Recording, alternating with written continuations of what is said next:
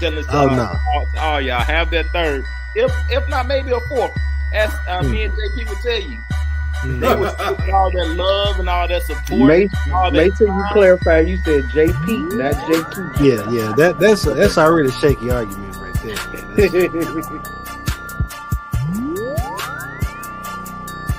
I'm gonna be honest. When I was in high school driving, I really ain't pay attention to gas prices because I already knew how much I was gonna put in. If they was gonna put $10 in there, it didn't really matter. $1.83. You didn't have to worry about it too much. Exactly. You had to worry about it when you was gonna ride. I didn't pay attention to gas price. Now I'm pulling up and I'm like, oh, that gas over there nickel cheaper. Okay.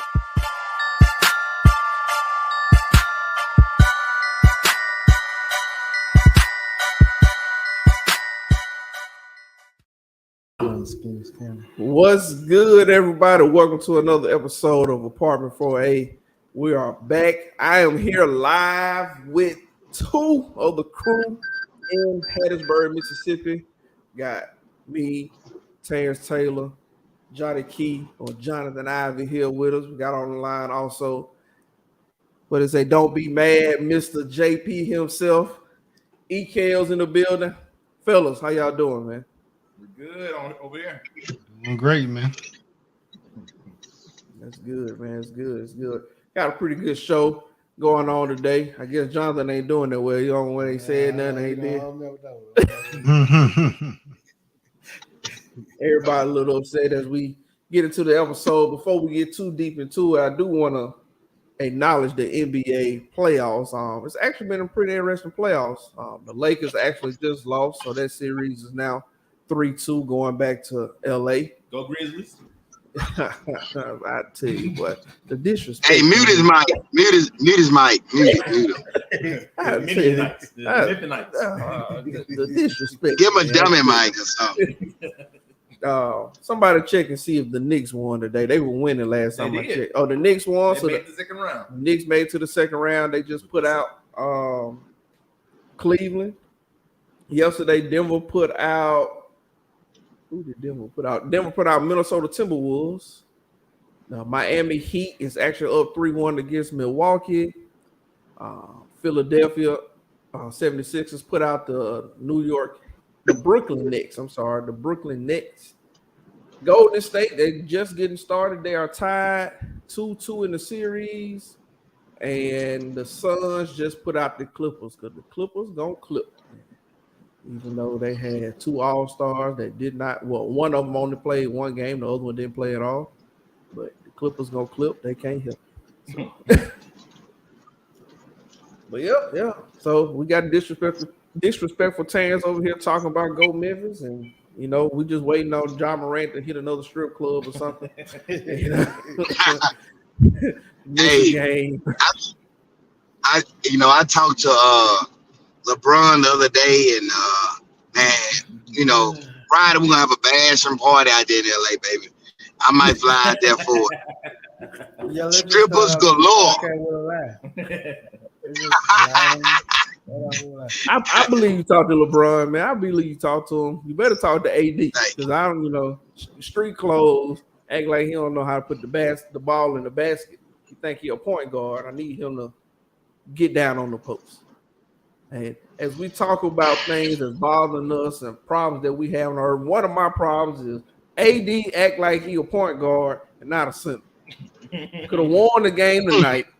Even though AD played well, I guess via the stats, he had 20-something points, maybe even 30. But if he had got his tail down on the block, he got some fouls in, got Memphis in foul trouble, got some free throws going, it would have been better. I looked up, it's 101-76. It don't make no sense. AD still shoots 3 pointers. 8'12". Shooting 3 pointers. What you doing, JP? You counting coins? No, I done ran into a storm. Man, it been storm. Yeah, it been storming up here pretty bad. And like last week, man, it was tornado warnings and all that stuff popped off, man. We was we knew it was gonna be a little rain, but I said, good God Almighty, you couldn't even see past your hand. And sirens and stuff were going on. We got pretty bad over in C-Town last week, man. So I'm just not crossing the river headed to the house, man. That's the man of the year right there. Drive through the storm, hell, fire, brimstone, and talking on the podcast all at the same time. Discipline his football players all at the same time. I did what to him? Discipline your football players at the exact same time. No comment, man.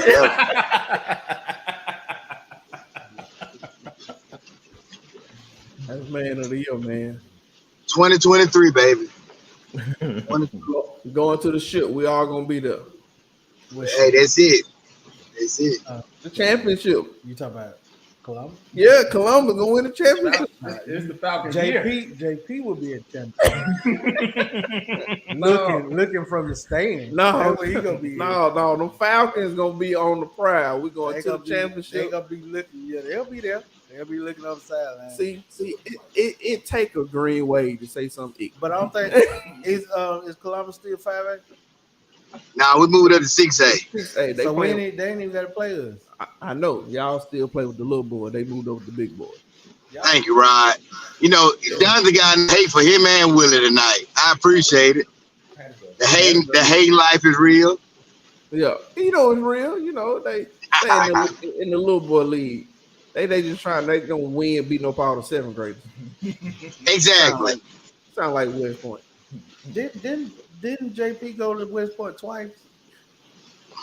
And he got some sense in him and left. He got his ring and went got y'all remember this conversation? Remember this conversation when Chambers leaving and he got his name in the head. Well, just remember this conversation. I'm gonna remember this conversation. If JP decide to go be the head coach at West Point, it'll be because they need some help. You need to turn him around. He need to turn. He coming up there to fix the program. Okay, man. I'm a loyal Falcon. I'm happy what we got going on right now. I'm excited about my youth. Thank you, Coach. Man, you are politicking big time. You are really doing well on the podcast. You got my vote. You got my vote for superintendent. That's what I'm talking about. So back to AD. I agree. AD does not play like a big man at all. Well, he does not, man. If we talking about what grind our gears, that ending of snowfall. Listen. Oh my God. They broke my heart. And I'm watching these people who come in and say it was great. They trying to explain why it was great. No, you can't explain that. I hadn't finished that series yet. But I've been seeing the pictures on Facebook. Oh, okay. My thing with Snowfall, I just didn't like how Franklin ended. I thought the episode was fine. It's just the fact that Franklin ended like that. They made him seem like as smart as he was the whole time, it made it seem like he was just completely dumb at the end. They couldn't get him to do anything productive. Yeah. I mean, he couldn't. Nothing. He didn't have a house to live in. Asking for $2. That was all bad. And then, but go ahead. So they trying to say that he ended by saying, "I'm the freest I ever been." And they were saying how crack was. I mean, how money was his crack. Now he's free, but he's an alcoholic. Yeah. He's going through the exact same cycle that his father went through. So is it truly freedom? No, he's not free. And see, that's the point that I was arguing. It would have been better off if you made him feel like like he got his money, but the CIA was constantly watching him, and then he made bad business decisions because he became paranoid. What I'm saying, stuff of that nature would have made it end a whole lot better. But I mean, they took his dignity, they took everything from him. They even took his house at the very end. He had nowhere to live. They did. They made Franklin go out like took his baby, took his woman, his mama. Now, I like that part though. I like that part. Which one? Because well, first of all, he was wrong for putting his hands on her. But, you know, I always questioned her loyalty, but she was loyal to Franklin to the end. But when he put his hands on her, she said, bye, that's enough. I like that. She was smart, got the money and left. I don't think the hands on her was the tipping point. I think the fact that he didn't consult with her. Yeah, he didn't have her back. He didn't trust her. He said, as long as he treat me right, and to his mama, as long as he put me first, I'm gonna stick with him. When he stopped doing that, that's when she said, all right, I'm gone. Yeah, she took the money and ran. That was kind of messed up. I was hoping that at least they would have stayed together. No, he was gonna mess it up though. Hey, he was, because he had gotten his ego, but you know, they could have been drunks together. But see, he told her to handle the business. You know, she was making all the business decisions. But he didn't want to sell to the competitor. Like, he would have sold to anybody but the person that he trying to beat out. Mama Tilly knows she broke. They know they broke. She tried to give him a lifeline. Yeah, I mean, I can't argue with that. I can't argue with that. Oh, Snowfall. Well, I don't know if anybody watching Power. I'm actually back into that, so no, I ain't gonna tell you too much about it if you hadn't watched it, but it's good. Season 3 has been. You can tell the whole thing. I'm good. No, man, no. I'll let y'all. I love Tyreek. Tyreek the real deal, okay, man. I'm shut up, man. You know what, man? What he do? Tyreek baby ghost. He basically Tyreek baby ghost. Can't catch a ghost. As much as Taylor loves the name Tyreek, he don't want to watch Power. I know, right? If I would have known that he was in the beforehand, I probably got into it. I'm too bad. I understand. Well, we can talk about A Time to Kill, because A Time to Kill. We talk about books, movies. A Time to Kill. Okay, it's time to kill that conversation. I just participate. So some of the things that we're going to talk about, there's problems that we are addressing as millennials, especially things going around in the world. More so, things are going around in our community or in our state. For example, and for those who may not be from Mississippi or may not been following the story, we've all heard of the wonderful things that's been going on in Jackson. As of late, especially with the whole fighting over who's going to pick up the trash. And as silly as that may sound, it's truly a back and forth of who's going to pick it up. Now, they have an agreement for Richardson to pick it up for the next year. They don't have a full-time contract like most cities for the next 4 to 5 years. They got like a 1-year emergency contract. And so they basically continue to kick this can down the road. What can the city do, especially what can we do as millennials to change the way government officials go back and forth? What do you think? And I'm pretty sure Shoquay is a millennium, ain't he? He's around our age. I think he's pretty close. I think he might have been born in the 80s. If not, he on the edge of. I think he is a perfect example of a millennium, as in pride, extremely prideful. You know everything. You don't want to take advice from anybody, and if it's not your way, you rather watch it burn. I'm gonna be honest. I think we got too many folks arguing and not doing stuff. You know, everybody watch Air Maze, and I just don't see how exactly he getting anything done, because he just want to argue about crazy stuff. And I'm like, how do they get stuff done?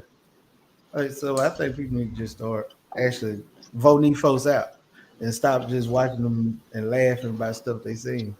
Well, one of my things is, and I think we talked about it before, I agree they need to vote them out. But I say don't even wait to vote them out. I say give them term limits. You know, it shouldn't be where you had these people being in office for year after year after year. You know, you can't change something or you can't bring in new ideas if you continue to elect the same thing over and over again.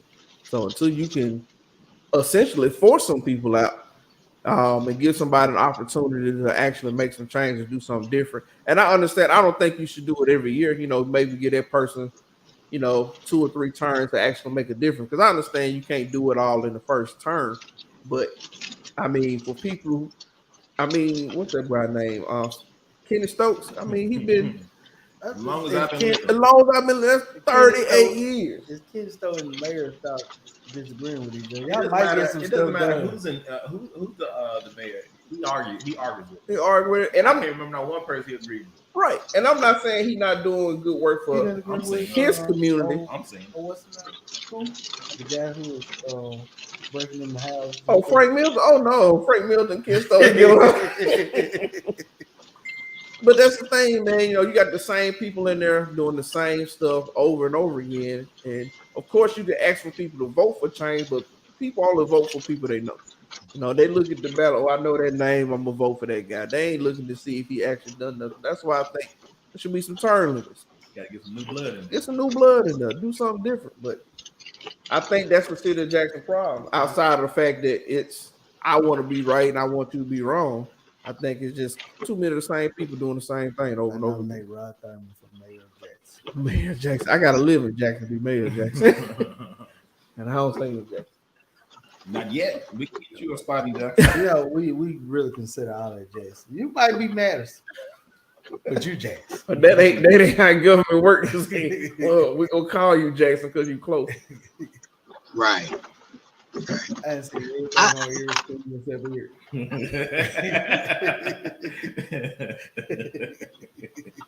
I personally think, I mean, there's no right answer, but there's right financial solutions, if that makes sense. I mean, if everybody that's running for a political office, I think every dime, I ain't gonna say dime, at least 25% of the money that they raise should be turned back into the city as so-called a fundraiser. Because if you really want to do ideas, if you really want to improve the city, why not raise money to do it, if that makes any sense? And if you don't raise, let's say 25 or 30%, then you shouldn't get that office. Well, the catch-22 of it is when you get ready to propose a bill, I mean, it's still the same thing. You're getting deeper and deeper pockets, but at least you know the city has money, because there's no way that Jackson should have waited so long to fix their garbage or infrastructure or stuff of that nature. You can't say you don't have the funds when the government allow you some, but you got to get out there and fundraise. I mean, I just, you got a budget, but you still got to bring more income. So, I mean, the crazy thing about Jackson is not that they don't have the funds, it's just that they don't know how to use the funds properly. It's like, this is a great example of it. All the money that they could be put into the garbage situation, they put in giving it to the lawyers. They go into court over and over again, wasting money where they could be putting their money back into the city, but they giving the money out into other areas because they are so prideful. They don't want to do what they was elected to do. They want to argue. The funny thing that I saw, they said, you know, the city council was trying to sue the mayor. The mayor trying to sue the city council. So the judge say, how the city gonna sue the city? That don't even make sense. The city gonna sue the city of Jackson because y'all can't decide on who want to pick up the stuff that don't nobody want. It's trash. And the lawyer saying, come on, let's keep doing it. Let's make this money. Because the thing is, if the city council gets sued, they have to use the city has to pay for the lawyer. If the mayor gets sued, the city has to pay for the lawyer. They're not suing the individual, they suing the person in office. Yeah. It's crazy. Wow.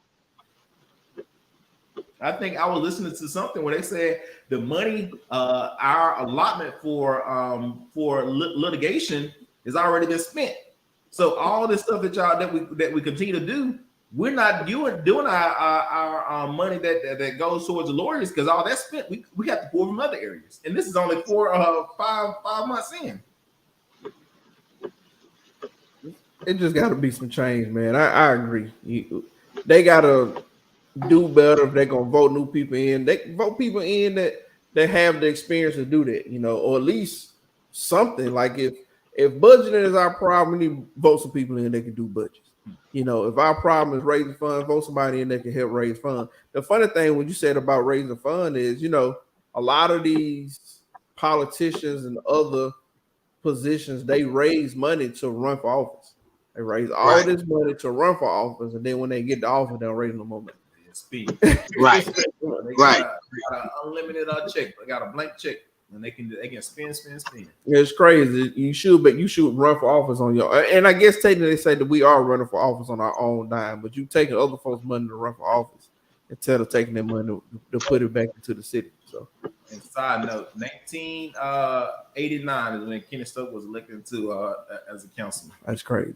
1989. Oh, 4 years old. He's been a councilman since I was 4. y'all were 20. It looked like you were 20, John. I remember seeing your picture right there beside Kenny. I remember that. I remember going through. I said that is John. You was his hype man. Y'all twins. Y'all twins. Y'all buy y'all suits from the same person. Y'all had some stuff. What you trying to say? What Stokes on the top? I'm big. He wears suits. You wear suits. I'm big. So another thing that it says that millennials are worried about, or that we try to problem solve, is the fact that the housing market has shot through the roof. And I'm not talking about just recently. They say houses are up like 38% from when our parents bought houses. And so, you know, they said one of the things, because of that, a lot of millennials are not actually buying or purchasing houses. They rather rent. So my question to you, do you think it's better to buy a house or rent a house? Buy. It's better to Bye. Why? Who told you that? You just think Because I've been in my house for 5 years probably, and I'm paying $1,100 a month. That 2 houses I could have bought.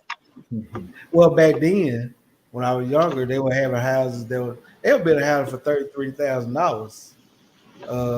You know, they're high now. Under $100,000 back then. Yeah. But I think the reason why, because if you put into a rental property, that money is going nowhere. You would never see that money again. If you put into a house, you will see that money again in some form, some fashion. It may not be in 20 years like most people probably used to see it back in the day, maybe 30, 35 years, but still, you put it into something where you can get something out of it down the road. Yeah, because you know, rent don't even affect your credit unless they evict you. As long as you pay your rent, it don't even affect your credit. It's not giving you any kind of pluses. There's nothing. There's no gain in rent. Nope. As soon as they evict you, then it's on your credit report. And now, because the house market is so messed up, because it's so high, the rental property is property is just as worse. They're paying $1,600, $1,700 a month for a 3-bedroom, 1,300 square foot. Why not put that money into a house? And I would say this: anytime it's harder to purchase something, you need to invest in it. It's so hard. You gotta have this perfect credit score to invest in something they're gonna give you money back. So that's why it's important to do it, you know, instead of just renting and stuff of that nature. Because like I said, for you to own stuff and to gain equity with it, you know, it was done to keep people from purchasing homes. I'm not gonna get into my personal span or personal philosophy on it. I talk to my kids about it with it, but you know, it's a reason why everybody don't own a house, right? Right. It's the reason why everybody doesn't live the American dream, but you should put your position in position to do it. So, because it's that much harder. I'll just leave that alone right there. Okay. Fight for it. So you said something, JP, that you use a keyword that millennials. I want to see what you think about it as a millennial. What's up, Ricardo? We'll see you in the comments. Appreciate you being there. What do you think about the American dream? You said live that American dream. It says You talking about Jason 5? millennials. What he The say? study showed that millennials don't. The What he say? millennials do not believe in the American dream. He said, "What about the Jackson 5?" Go ahead, explain yourself, sir. I just thought we were talking about the movie. Go ahead. You heard American dream. Went off down the road. I'm ready to talk. He jumped down a rabbit hole. Do you believe, as a millennial, do you believe in the American dream? Yes, I do. I mean, yeah. I mean, that's something that we all should strive for. You know, it's so easy to set your standards on stuff that's not beneficial for you later on down the road. If that makes it, we don't as African Americans, we were told not to invest in stuff, if that makes any sense. And by living the American dream, teaching people how to invest and to grow money off your property, purchase land. Yeah, I believe it. I believe we all should strive for it. But I don't think society wants everybody to strive for the American dream. Because some people have to be low. I think as millennium, yes. I think, but who's the generation after us? Z. I don't think they believe in the American dream. I think they don't. I think they see like it's impossible to achieve and not even striving for it. I think their American dream is having 100,000 followers. It might be though. I mean, I was thinking about that earlier today. Like, how do we get to that point? You know, where we went from the American dream, owning a home, starting a family, providing for that family, making an honest living or whatnot, to I just want to be internet famous for, an hour a day, 48 hours, whatever, make as much money as fast as I can on YouTube, Instagram, or make 30-second reels. What happened that had us transition to that? Or who's teaching that? Like, I understand people say, well, the internet wasn't around, but even as we grew older, like your grandparents taught you about hard work, your parents talked about hard work. We're trying to work hard, but the next generation, like, that hard work thing, you throw that out the window. Who taught them that? Yeah, I guess we taught them that because they look up to us. Society, social media, but they look up to us, right? Yeah, we look up to the generation before you, in front of you, and I guess we taught them that. I don't know how we taught them that, but we taught them that they can be Instagram famous, and that's the American dream. I try to help kids get jobs, and they come back and tell me, "Oh, they ain't paying them $10 an hour. I can't work for that. You ain't making nothing right now." So, but I'm building up my social media footprint. So if I keep doing this, and I get 100,000 people liking my stuff, then I could be making $11 an hour. So the deal is though, but what's the problem with it? If there's people going out there making real money, I ain't saying they rich now, but making a living off of being social media stars or whatever, but it's quick, fast money, and I can't say it's anything that is sustainable. How long you got to do that to survive? Hey, that's a good question. Somebody said it last week. I don't know who said it, but I love the term. It is the modern day dope boy. The Instagram famous is the modern day dope boy. As in when we was looking at the dope boy saying, "Hey, I would like that quick money. How can I get that quick money?" What happened to them? They was in jail. We don't know what's gonna happen to these Instagram people.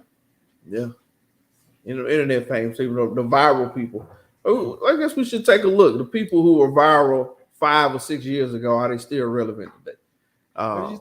Go ahead. They have like different avenues now. So whereas let's just say they are going to other things. They're going to do other things. Just you think about in our term, I'll put it like this, not being too explicit. In our day, they had VHS tapes of stuff that we watched. Yeah, I got you. Now, then we went to the internet. where you could go on the internet and see. Uh-huh. Now they making money off OnlyFans and doing the same thing. That it's progressing. Yeah, it's progressing. And then the people who and people on OnlyFans ain't just doing sexual stuff. They showing feet. They making money off showing feet. They say if you can. Everybody got a fetish. You got for showing your feet. Everybody got something they like. Ricardo said, imagine buying a home in Madison, Mississippi 30 years ago. It was at $125K, and now they're worth about $700K. It's crazy, man. You're trying to live that American dream, trying to make that money. Things are increasing, and so I guess the next generation are looking at it like this. Well, I can't say about the house. They're not really old enough to really buy a house, or not all of them, maybe half of them. But they're looking at it like, we're trying to get this money as fast as I can. Yeah, but you get the money. You don't have you getting your money off that kind of stream. You ain't got the credit. As I sit here and think about it, you're right. If houses are a whole lot more expensive, and the generation behind us cannot purchase a house at the point thing, and so they have no desire to strive for it. That's all they're doing is renting or staying with somebody. So that is not their dream anymore to own. They have no desire to own. Even the younger people that's in our generation, like the people who are towards the end of millennials or Generation Y, they really don't either. They don't see what's the point in me investing in a home when, for the most part, I can't afford it. To be honest, because it's at its peak right now. It can't keep going up. It has to start going down. That's what they keep saying every year. It's gonna go down. It hasn't gone yet. And so it's just one of those things that, what do we do? How do we? And as I sit here and just think about it, and how people are not really trying to, that's not their American dream anymore. I was listening to Steve Harvey show this morning, and Junior, the guy on there, he said he just bought his first house. I heard it. Just bought his first house. Did he just get married? He just got married. Yeah. That's already bought out. Because he got married. I mean, think about it. He probably would not have bought the house if he hadn't got married. I know if I could still be a Curtis officer, I would have stayed in that apartment for a long time. But see, just like Ricardo said, it had an investment property and stayed there whenever I wanted, but rented it out. Hey, see, you would have had a deal because you was working your housing situation off. So that's a deal. I mean, I can't knock that. I mean, you there as an officer, they give you a pretty good discount. I probably still do it too. I always wanted to buy a house. I just ain't got to that point yet. You a true millennial, though. Yeah. Really, you a true millennial. Yeah. That's all y'all want to do. You got to get on some more. Buy a house and make babies.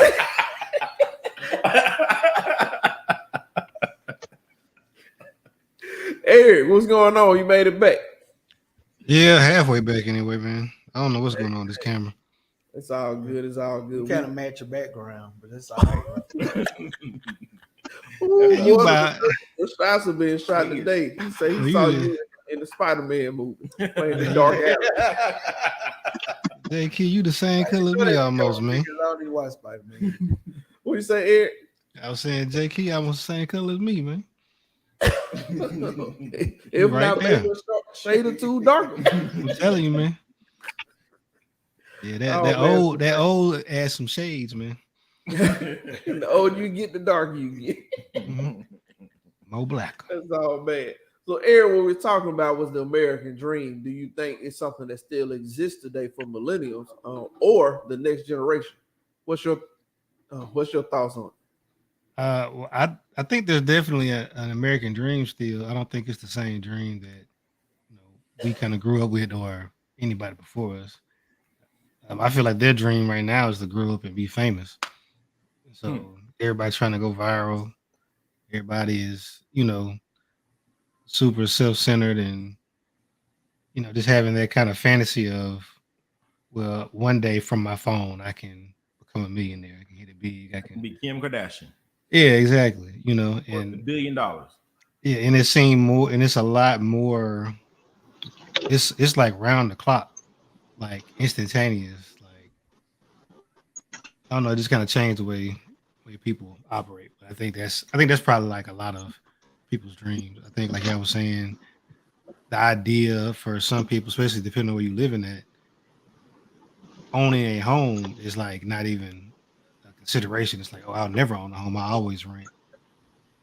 So it's like, especially the more expensive things become, that dream, I think is not long gone, because I think with us and older, that's still a thing. But after us, I don't think that owning a home is going to be tickle anybody's fancy, really, just because of the cost. So that's one of my things about us as millennials now. Outside the fact that we're trying to own homes and want to do that, and the cost of the properties and things now, but also we're that generation that's more in debt because we were pushed to go to school. A lot of people went to school, whether they finished or not. They all went to school. A lot of people got these loans, and when they got the secondary degrees and doctoral degrees, and they got these loans to pay those off, and they got credit card debt, they got house notes. That stuff piling up, man. I think we're the most in debt generation of all. Yeah, It's just one of those things. I think we're starting to look at it like, hey, some of this stuff ain't worth it. Some of this stuff, is it worth me paying for it as a millennium? Is it better for me to just rent so I don't go down in debt? And then you look at it, are we better off than the ones who of the ones who behind us who have no debt because they have nothing in their name, not a thing in their name. Everything, if it's not in the name, they rent it, and if they take it, it's not nothing lingering on them. They renting out everything that they have is rented, from their jewelry to their clothes to their shoes, to their house to their cars, all this. So if it's taken from them, they back at zero. But if our stuff is taken from us, we at negative 100,000. Yeah. So who's better off? I guess that's what they're looking at right now. As in, y'all are stupid. Why would I do that? Where if they take all my stuff, I can start back over because I have nothing anyway. I just think they don't think at all. I don't really think they think about that. I just think they just make it from day to day. Each kids I know, they just making it from day to day. But they don't even think about the future or nothing. They'll work a job. They get mad. They'll leave that job right then. And won't have they wouldn't care about nothing when they leave that job. So do you think that generation or the generation are, I hate to say it like this, but are they recession in a way? I mean, if you think about it, I guess the best way I can explain it, baby boomers, for the most part, going to college wasn't pushed for them. It wouldn't, if they got a chance to do it, great, but it wasn't something that they was pushed to do. Generation X was the generation that started to go to college because their parent had the GI bills and all other stuff to send them to college. Right, but it was our generation wide on millennials where everybody was pushed to college. Like when we went to school, there was like no other option. You had to go to school. Like when you went to high school, people expect you to go to school, and not just any school. Go to a 4-year university. Yeah, they want you to go to 4-year university. Yeah, no community college. Now, Generation Z are basically being told other options. Like college is not. It's not saying that it's not important, but it's not the forefront. They're exploring more trade school, exploring more military options, and anything that they can do to make money versus just going to school, collecting their debt, and getting a degree. And I'm not knocking school. I'm just if you just look at it, are we going backwards? That gives me my question. Hey, to answer your question, Rod, yes, we are going backwards because it's okay to give people these options, but we're not giving them the power to, or we're not encouraging them to pursue the options. How can I put this? Everybody got rights now. I mean, like you could go to school and say, I don't want to go to college. I just want to do a trade. Well, by giving that person that option, how is that person going to handle failure? But instead of us, like you said, instead of us embracing failure, saying, get back up, do it again, they'll quit a job in a heartbeat and go to another job. And because the workforce is so bad, it's easy to get a job anywhere in the workforce. So we're not like you said, we're going backwards because there's no standard that we're holding up. There's no expectation, if that makes any sense. So are we leaning on as they would say in Little League, the participation trophy? Everybody Oh, get yes, a trophy definitely. for trying? Everybody get a trophy. Right, I'm asking a question. How many of us really actually use what we went to school for every day of our job? I do. I do. Oh, I'm saying I use it There was every day. nothing at USM that I have done that has prepared me. Now, high school, maybe, but most of my stuff been on the job training and life. When you become a math teacher, Yeah. then you'll start using the whole When I lot. was, No, when you I'm not doing it no more. I'm not going Yeah. there. you get in that class. Yeah, you chose not to do what you went to school. Pull for, everything man. out. You know, everything you had, you're gonna start pulling out. You're gonna try this, you're gonna try that, and try the other. Everything. But you think about, like, let's say JP, he's a coach. They couldn't teach plays that he probably using now at USM. That was stuff he had to put together himself because he didn't know what kind of kids he was gonna get. Even though he probably had been to 50 schools, every school he'd been to got a different child. Yeah, but they had to teach him how to maintain and control the classroom. Did he learn that at USM? I did life teaching. He got the basis of it from USM. I think he got the basics for it on that school bus. You got the basics for it in doing it. Yeah, In the classroom they teach you how to do it, but until you get into it, some kids say, "I ain't about to do this work." You can take this paper, shove it up your butt. I think and JP you have that, and you think about all the stuff that you have to do in order to stay out of jail and take care of your family and not to put your hands on a kid. That experience teach you not to put your hands on a kid. I know they teach you, but that's you got to do this and you got to do this. Yeah, I know they teach you that, but it's really you learn on the job. That's what I feel.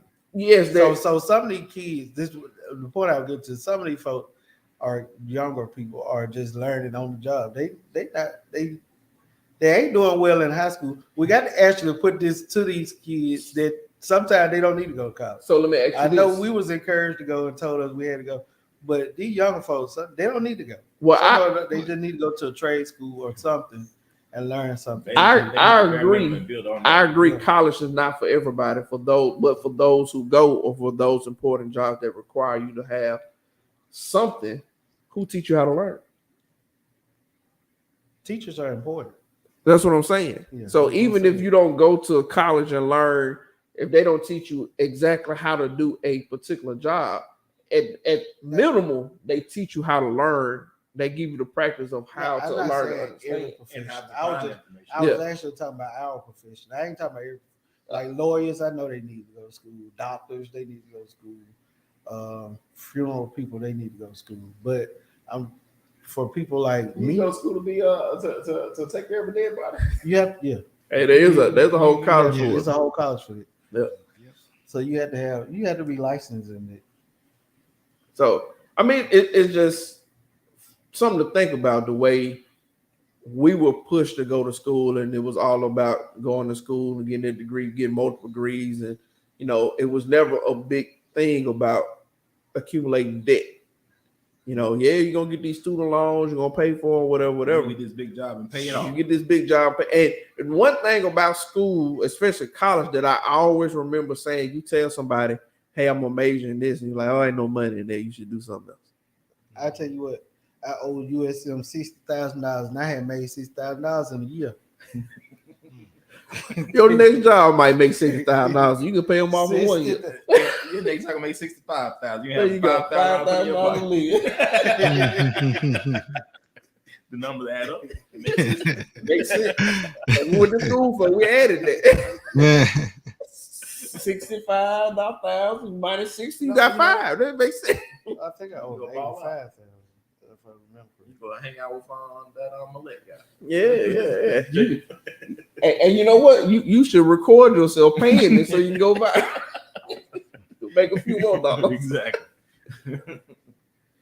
But that's one of the things, here as millennials, the things that we worry about is mostly centered around money. If you look at the fact that like we just talked about the houses and the debt that we accumulated in college, and then we hear reports like by the time you retire, there won't be any Social Security. I put all this money in this thing for that. Yeah, they took they had about a good $60,000 from me right now, and I can't get none of it back. They saying it's a possibility there won't be any Social Security. I better get my 13 check. Possibility won't be there. Now you get the 13 check, and that's purged. That is purged. When you hit 71, because that's what the age gonna be by the time we By get the there. time I know this, Not a dime in there. Somebody gonna give me my money, voluntarily or involuntarily. By the time we retire, they're gonna be giving us a food voucher, saying, "Hey, every month give us a food voucher. Here's your Social Security." You know, we ain't really got that long before we retire. I know. Well, I know you don't. I know 5 years you could probably retire. I think it's at 65 right now, at the minimum, and I think 67 is where they saying you can get the get all your 67 you max out. But it used to be 60. Yep, and then did. 62 where you can max out. Then it used to be 62 and 65 where you max out. By time, and this is within the last 15 years. Yeah, so in 30 years, you're right. It'll be close to 70, it would 75. have to be to keep up, because people are living a whole lot longer. Where they say 100 years ago there was only 1 billion people on this earth. 100 years ago. Now there's 7. There's 8 billion people now. Well, 7.5 years I'm retiring anyway. You can retire from the state. Yeah, you ain't retiring. You ain't getting no Social Security. Yeah, I wish you have some kind of disability. I mean, but it's something to think about. Think about. It's almost. This is gonna sound really bad, but it's almost like we're too educated. Because if you think about it, we're the generation that's being told college with debt. We're the generation being told about Social Security. Then we've been told you need to have health insurance. You got to have life insurance. 401k, Roth RAs. I mean, think about it. Baby boomers weren't told that. They were passing away with no life insurance. Because they had a pension. That pension took care of everything. Exactly. The company took care of them. Everything. They call it the golden parachute, because when they retired, they got a golden watch, and they was taken care of for the rest of their life until they died. But they can't do that nowadays. Yeah, they can't afford it. And so that's kind of the thing of our lives now. Not saying that anybody is struggling, but as a millennial, it's like the dollars hold over our head the whole entire time. Because everything that we do is based, well, you gotta have another dollar for this. And we know that the generation under us is not putting a dime into Social Security because they won't go to work. They on Instagram. They're not declaring any kind of taxes. They trying to make that quick money. Man, we are doomed, y'all. As I sit there and think about it. Goodness. So what do we do? As millennials, what do we do? How do we solve the problem before it's too late? The thing is, what we have to do, the initial thing we have to do, we have to retire.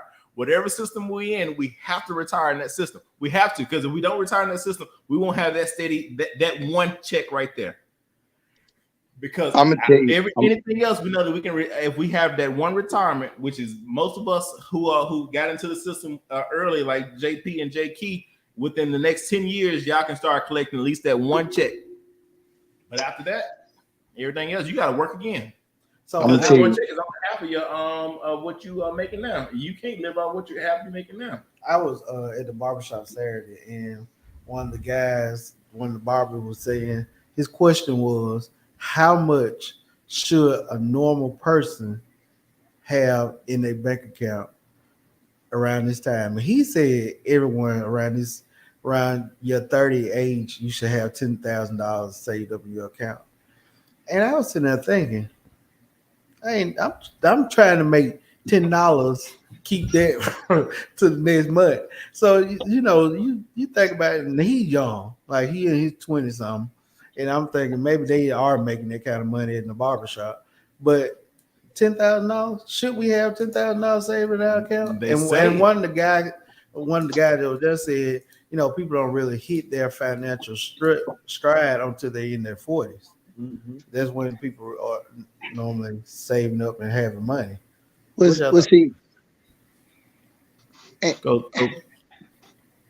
JP. No, I mean it's like you said, it go back to the great question Rod asked, is what do people want in life? like you said, we were taught, hey, have a family, get married, do all this stuff. But now you see a lot of people live a single life. They're doing all this stuff. Like you said, they're able to stack their bread. People are not trying to have families no more. Like A lot of going my back to what students, you a lot of my students say, I do not want to have kids. They saying, Yeah. I do not want to have kids. And that's what a lot of this generation is saying. They do not want to have kids. And they're gonna be the ones who Yeah. But the study, I know you say that, but the study showed that based on other generations at our age, our generation is having less sex than anybody. And the generation after us is the same way. that's how we old. Oh yeah. It's going down because the personal interaction going down. Say it again, Eric. I was saying it's going down because the personal interaction going down. Yeah. Personal interaction. You're right. Yeah, There's a lot of social media this and app that. It was. and it's funny that the social action or social interaction is going down, but there's apps literally created for you to find your match. Well, Literally, people swiping left and right so you can find somebody to be physical with. Yeah, But that, it's not a connection type to Right, and the rate is still down. yeah, it's not. It's not a deep connection at all. And it gets a lot more shallow too. Like they got the basically the idea on social media that everybody is got money and everybody, supposed to be grinding and that pressure to at least appear like you got it all or you got money or you do this or that. Like a lot of these kids don't know how to actually connect with nobody. Like they just kind of got the idea like instant everything. Even when trying to establish a relationship with somebody. I got into Black Mirror for a little bit, and it's the way it runs is crazy. But I watched the episode with what's his Falcon name, Anthony, whatever his in the last season, yeah. But what they hinted about then is what we slowly seeing now, and that probably came out like a year, 2 years ago. That virtual reality. As in, you can do everything they trying to do now is shift towards VR, virtual reality. You do clubs, virtual reality. You do concerts, virtual reality. You do all this stuff, virtual reality. They're trying to build that world. But once they really truly build that world and get this generation into that world, there will be absolutely no connection. They have no desire to interact with anybody at all if they can get all that fulfillment through virtual reality.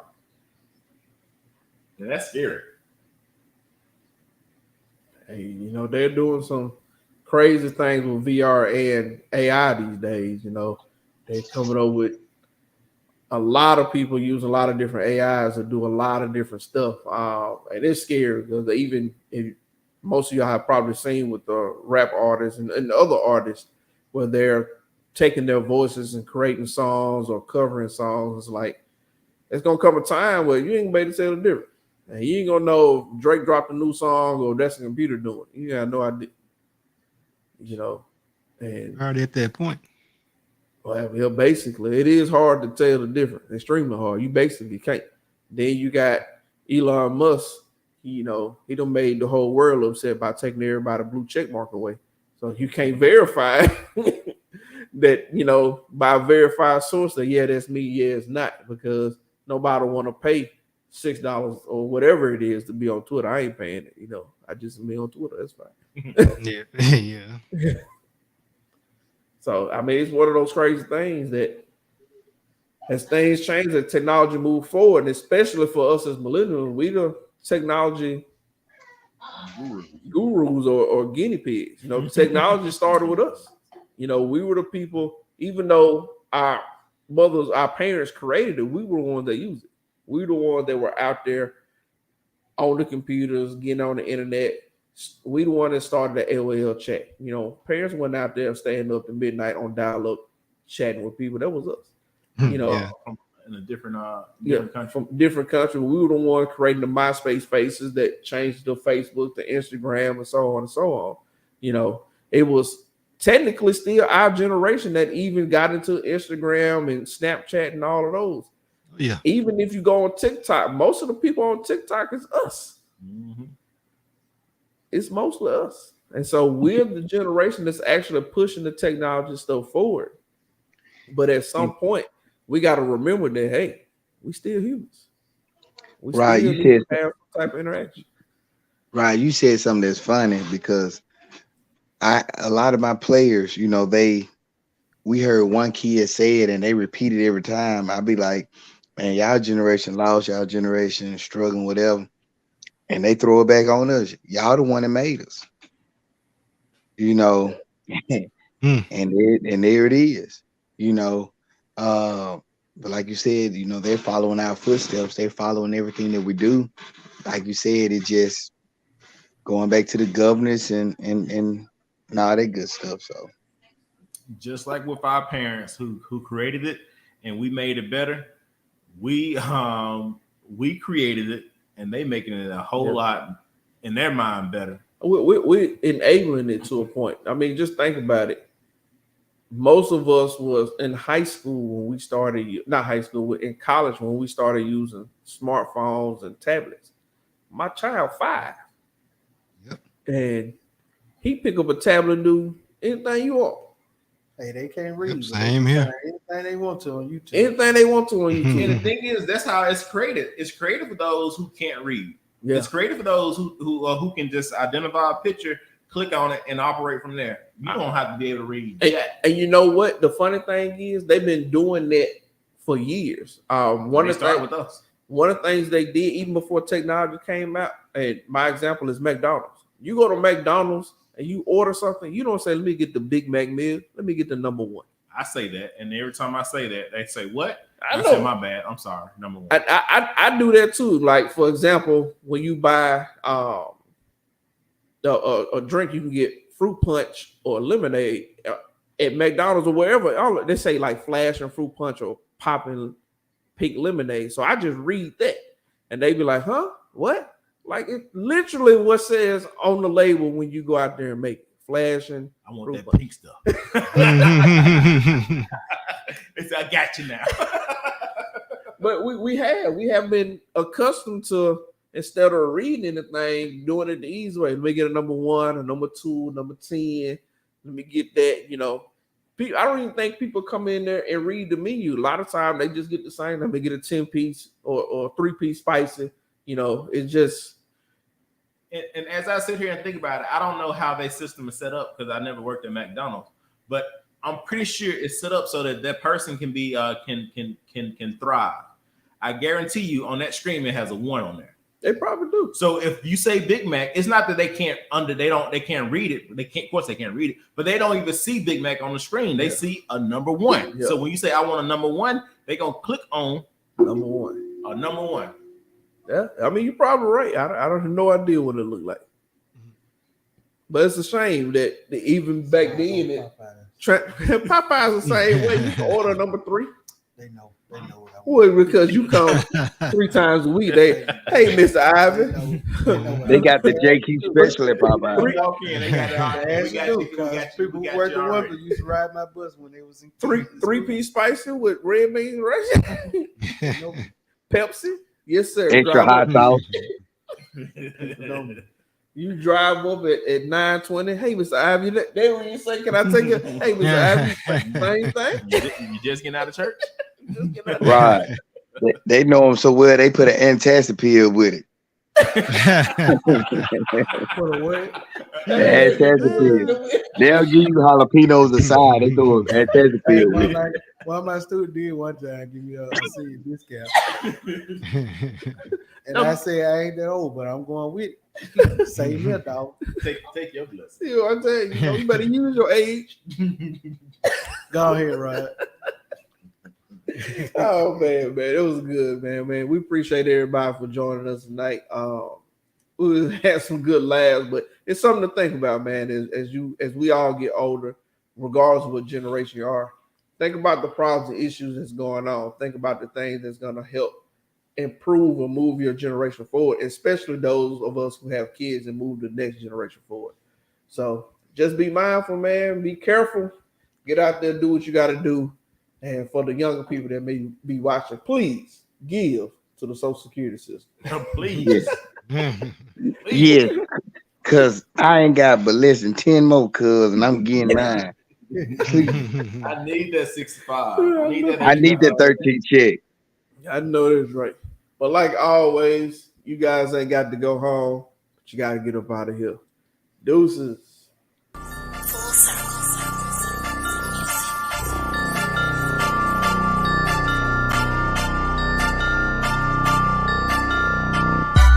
That third. I'm telling this to all y'all. Have that third. If not, maybe a fourth. As me and JP would tell you. They was all that love and all that support. Make sure you clarify. You said JP, not JP. Yeah. That's already a shaky argument right there.